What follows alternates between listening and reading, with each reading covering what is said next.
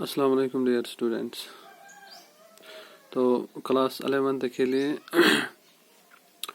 आज का लेक्चर है that is the phases of the cell cycle. तो कल हमने पढ़ा था phases of the cell cycle, ठीक। तो उसमें आपने पढ़ा था कि there are two main phases of the cell cycle. तो सेल साइकिल जो होते हैं इसमें हम देखते हैं दो मेन फेजेस जो है या दो मेन स्टेज इसमें आ जाते हैं। नंबर 1 जो है that is known as the interphase या इसको आई फेज भी कहा जाता है, ठीक। और इसी तरीके से हम देखते हैं ये वाला फेज जो होता है ये लॉन्ग अनडिवाइडिंग स्टेट होता है, ठीक। इसी तरीके से हमने पढ़ा था कल नंबर 2 जो है इसमें फेज जो आता है दैट इज द माइटोटिक और द एम फेज। माइटोटिक और एम फेज इसको कहा जाता है। और माइटोटिक फेज जो होता है M phase that is the shorter phase of nuclear division उसको कहा जाता है, ठीक। तो यही दो हम आज थोड़ा बहुत इनमें पढ़ते हैं। इनमें देखते हैं क्या क्या कैरेक्टरिस्टिक जो है वो हम इंटरफेज और इसी तरह से हम देखते हैं माइटोटिक फेज जो होता है उसमें पाए जाते हैं, ठीक। तो ये जो है जैसे हमने कल पढ़ा था इंटरफेज जो होता है that is also known as, इसको आई फेज भी कहा जाता है और आई फेज। तो इंटरफेज जो होता है that is also known as, इसको आई फेज कहा जाता है, ठीक। तो इंटरफेज जो होता है इसमें हम देखते हैं that involves series SERIES series of changes। तो इसमें हम क्या देखते हैं कि इंटरफेस जो होता है इसमें हम देखते हैं बहुत सारी चेंजेस जो होते हैं वो हम देखते हैं वो एक सेल जो होती है उसमें आ जाते हैं। तो डेट में जो वहां पे हमने देखा कि सेल जो होती है वो डिवाइड होती है, ठीक। तो उसमें हम देखते हैं दो नए सेल जो है वो बन जाते हैं। तो वो सेल जो होते हैं दो नोन है जिसको डॉटर सेल्स कहा जाता है, ठीक।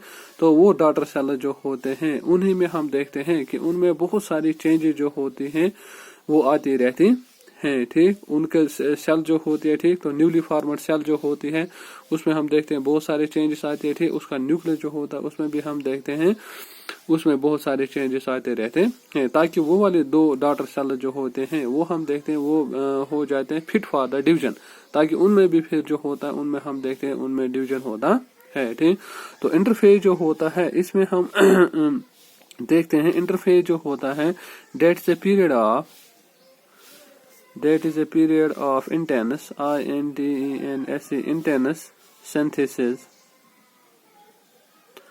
intense synthesis and growth।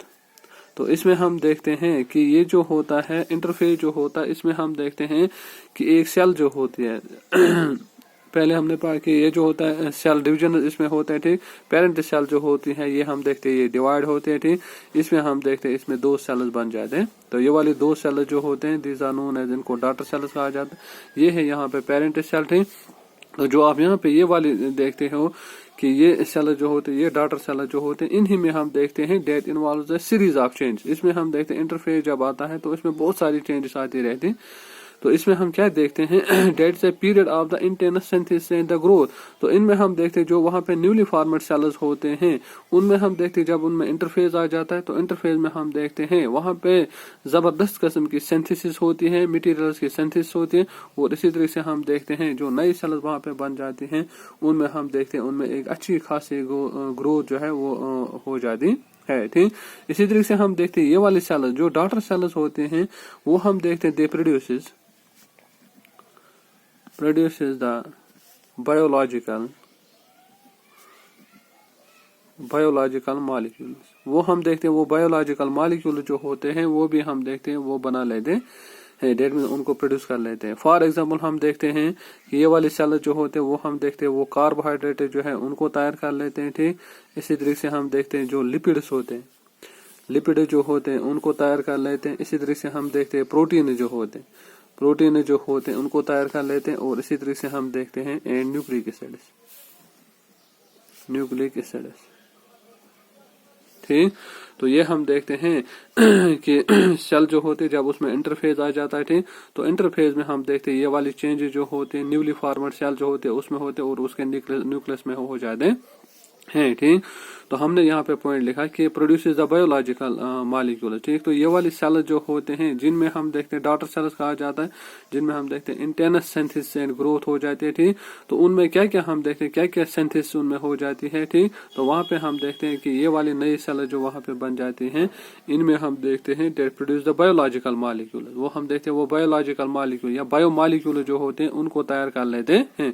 For example हम देखते हैं कार्बोहाइड्रेट्स को तैयार कर लेते हैं, लिपिड जो होते हैं उनको तैयार कर लेते हैं, प्रोटीन जो होते हैं उनको तैयार कर लेते हैं, और इसी तरह से हम देखते हैं न्यूक्लिक एसिड जो होते हैं उनको तैयार कर लेते हैं।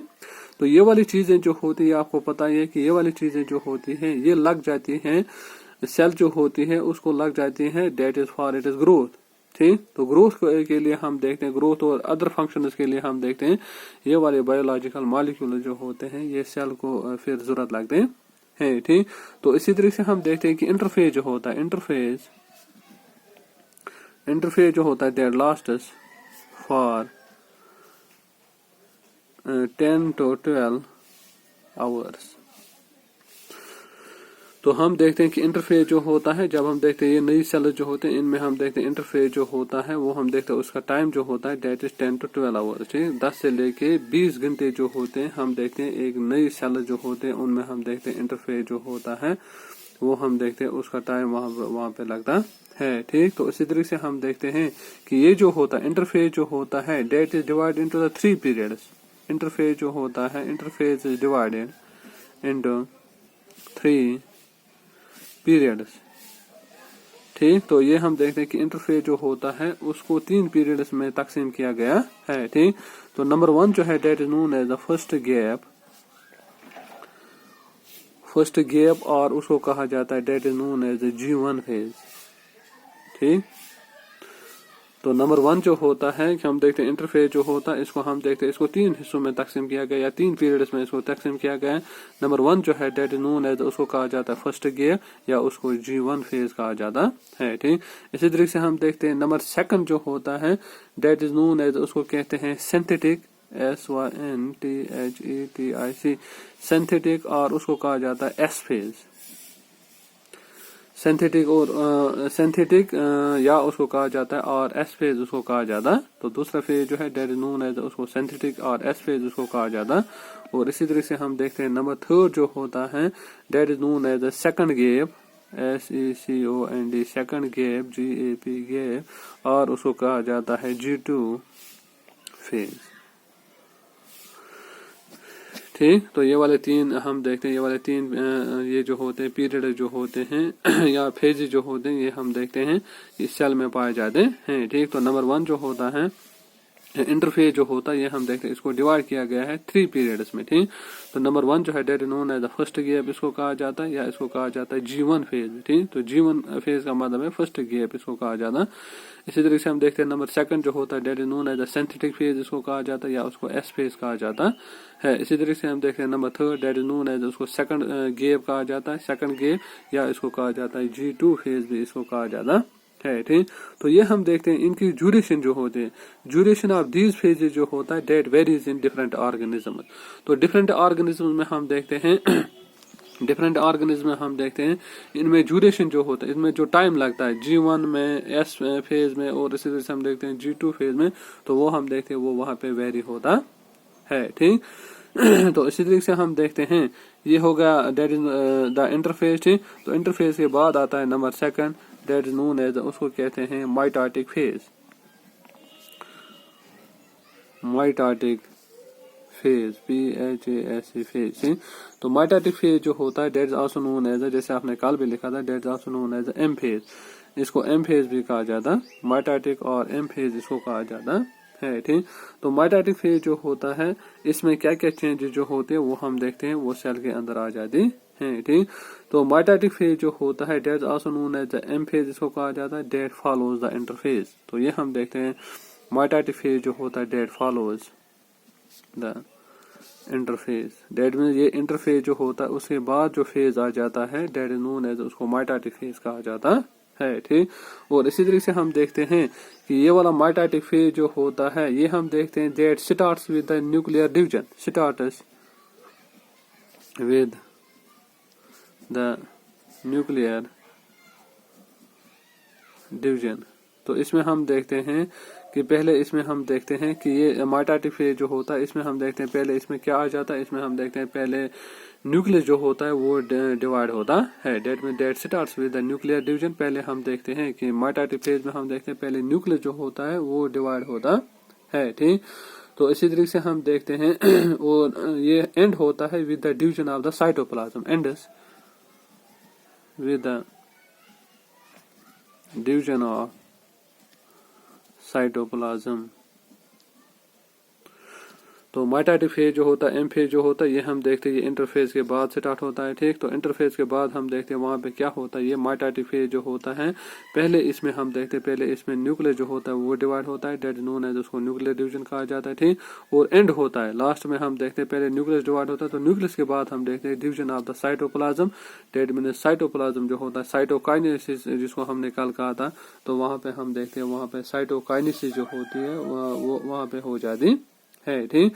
तो division of starts with nuclear division. Nuclear division आपको पता है, डेट नोन है, जिसको कार्योकाइनेसिस कहा जाता है, कार्योकाइनेसिस KINESIS, कार्योकाइनेसिस को कहा जाता है, ठीक। और डिवीजन ऑफ द साइटोप्लाज्म जो होता है डेट नोन है, जिसको कहते हैं साइटोकाइनेसिस, ठीक। तो ये हम देखते हैं ये जो होता है माइटोटिक फेज जो होता है इसमें हम देखते हैं इसमें पहले कार्योकाइनेसिस होते हैं। तो कार्योकाइनेसिस के बाद हम देखते हैं वहां पे क्या होता है, वहां पे हम देखते हैं वहां पे साइटोकाइनेसिस होता है, that means division of the cytoplasm जो है वो होता है, ठीक। तो इसी तरीके से हम देखते हैं इसमें क्या होता है, इसमें हम देखते हैं ये जो होते हैं जो भी हम देखते हैं सेल ऑर्गेनेल जो होते हैं, ठीक। तो वो हम देखते हैं वो वहां पे हम देखते हैं वो भी डिवाइड होते हैं, ठीक। तो इसी तरीके से हम देखते हैं जो भी हम देखते हैं कि जो वहां पे ये जो होते हैं आफ्टर कार्योकाइनेसिस, ठीक। तो ये जो होता है माइटोसिस जो होता है that is usually followed by an equal division of the cytoplasm, ठीक। तो साइटोप्लाज्म जब वहां पे डिवाइड होता है तो वहां पे कि हम क्या देखते हैं, डिवाइडिंग द सेल ऑर्गेनेल्स। तो वहां पे हम देखते हैं जब साइटोकाइनेसिस होती है, जब साइटोकाइनेसिस डेट में साइटोप्लाज्म जो होता है जब वो डिवाइड होता है, ठीक। तो उसमें हम देखते हैं उसमें क्या होता है, उसमें हम देखते हैं डिवाइडिंग द सेल ऑर्गेनेल्स।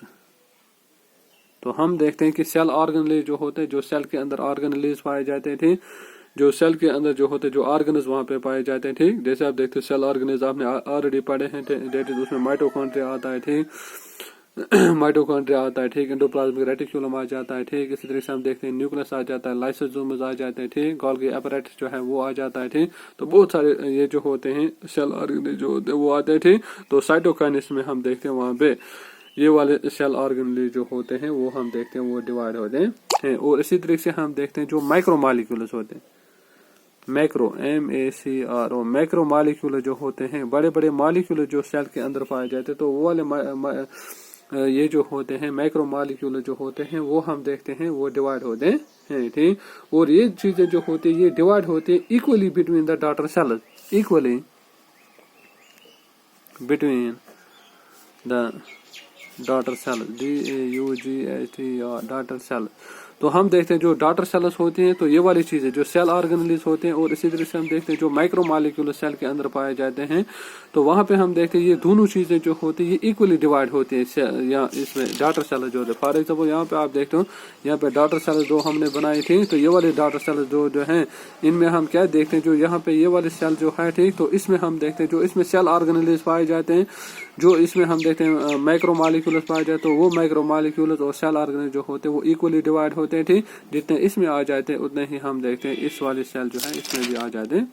तो डेट में इक्वली जो होते हैं वहां पे माइक्रो मॉलिक्यूल, और इसी तरह से हम देखते हैं कि सेल ऑर्गेनेल जो होते हैं वो हम देखते हैं वो डिवाइड होते हैं, ठीक। तो इसी तरीके से हम देखते हैं ये वाली सेल जो होते हैं जो वहां पे डॉटर सेल जो होते हैं वो हम देखते हैं वो डिप्लॉयड होती है, DIPLOID, डिप्लॉयड, ठीक। तो हम देखते हैं कि वो वाले सेल जो वहाँ पे डॉटर सेल्स बन जाती है वो डिप्लॉयड होती है, ठीक। तो डिप्लॉयड का मतलब है उनमें हम देखते हैं 46 नंबर ऑफ क्रोमोसोम जो होते हैं वहाँ पे पाए जाते हैं। तो 46 नंबर ऑफ क्रोमोसोम जो होते हैं डेट नोन एज को डिप्लॉयड उन सेल्स को कहा जाता है जिनमें 46 नंबर ऑफ, डेट में 2 सेट्स ऑफ क्रोमोसोम जिनमें पाए जाते हैं, दोज आर नोन एज, उसको डिप्लॉयड क्रोमोसोम्स कहा जाता है, ठीक। तो डेट मीन वहाँ पे नई सेल जो होते हैं, डॉटर सेल जो होते हैं, वो हम देखते हैं वो डिप्लॉयड पाए जाते हैं, ठीक। और इसी तरीके से हम देखते हैं वो that also contains identical set of chromosomes, contains the identical IDENTICL identical set of chromosome, ठीक। तो उनमें हम देखते हैं उनमें आइडेंटिकल सेट ऑफ क्रोमोसोम जो होता है वो पाया जाता है। डेट में सेम जो होता है, सेम सेट ऑफ क्रोमोसोम जो होता है वो हम देखते हैं वो डॉटर सेल में पाया जाता है। जैसे हम देखते हैं कि ये जो होते पेरेंट सेल जो होते हैं, जैसे उसमें क्रोमोसोम्स पाए जाते हैं, वही क्रोमोसोम जो होते हैं कल मैंने कहा था वो वहाँ पे डबल होते हैं, ठीक। वो वहाँ पे डुप्लीकेट हो जाते थे। तो डुप्लीकेट के बाद हम देखते हैं वो वाले क्रोमोसोम जो आइडेंटिकल सेट ऑफ क्रोमोसोम जो होते हैं वो हम देखते हैं वो डॉटर सेल में आ जाते हैं, ठीक।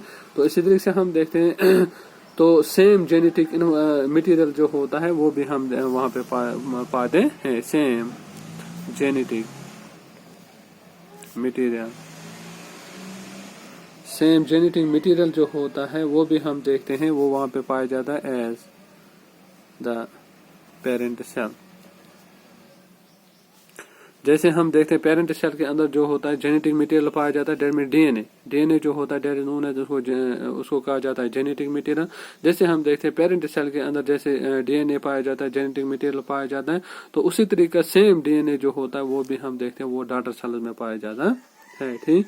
तो ये हम देखते हैं बच्चों, ये हम देखते हैं ये चेंजेस जो होती हैं ये हम देखते हैं इंटरफेज में आ जाती है, ठीक। और इसी तरीके से हम देखते हैं माइटोटिक फेज जो होता है उसमें आ जाते हैं। तो ये वाले दो फेजेस जो होते हैं ये हम देखते हैं ये सेल साइकिल में आ जाते हैं, ठीक। तो wish you all the best, have a nice day.